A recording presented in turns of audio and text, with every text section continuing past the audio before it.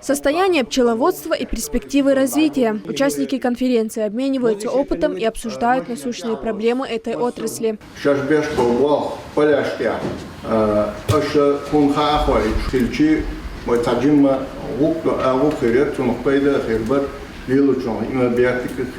Для того, чтобы общество пчеловодов могло представлять себя, им необходимо облачиться в какую-то юридическую форму. Для этого у них есть возможность зарегистрировать фирму, общественное объединение, либо товарищество, кооперативную форму. То есть мы можем им подобрать ту правовую форму, необходимую для них, при этом минимизировать налоги и иные административные ресурсы для того, чтобы они могли легко себя показать на рынке. С каждым годом в Чеченской Республике пчеловодство становится все популярнее. На сегодняшний день в республике этим интересным промыслом занимаются 465 человек. Большинство из них поставляют свою продукцию в соседние регионы. Собравшиеся предлагают экспортировать мед и за границу. Уже несколько месяцев в Чеченской Республике действует наш проект, бренд торгового дома Чеченской Республики. И в рамках этого торгового дома мы планируем реализацию сельхозпродукции Чеченской Республики в субъектах Российской Федерации и странах СНГ.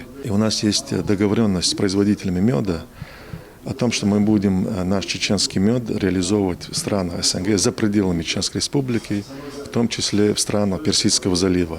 Арби – пчеловод со стажем 12 лет. Это не просто работа, а исполнившаяся мечта, говорит он. Его мед много раз получал различные награды. В прошлом году в международном конкурсе, в котором участвовало 47 стран, продукция Арби заняла 4-е место. С детства у меня была мания пчеловодства. В семье никто не занимался. Я первый, кто из нашей фамилии занимается пчеловодством.